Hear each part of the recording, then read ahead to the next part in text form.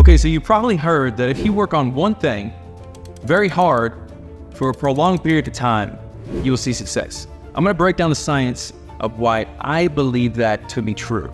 And keep in mind, this is for someone who works on one thing very hard for a prolonged period of time. So this does not relate to someone who jumps back and forth from thing to thing to thing. But for example, someone who starts a cleaning business and does that for 3 months, and then starts an OnlyFans and does that for 6 weeks. This is for someone who works very hard, one thing for a long period of time.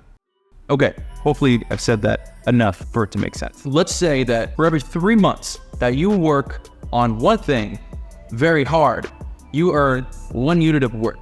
And for every 1 unit of work, you get either a new idea, and this was like a really good, like one of the best ideas I've had, a new connection, or more money.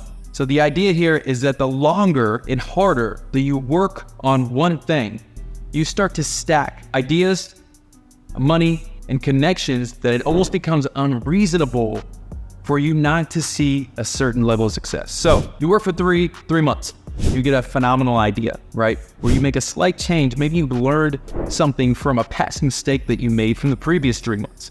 You work for another 3 months, and now you get a new connection, which has the ability to maybe move you a little bit farther along in your process. Work for another 3 months, you get a bunch of clients, and now we're making more money.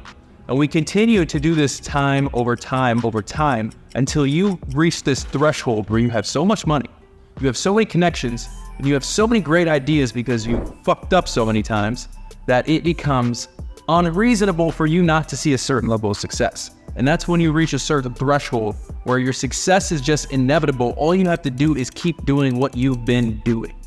So when people say, if you work really hard, consistently on one thing for a long period of time, that's what they mean.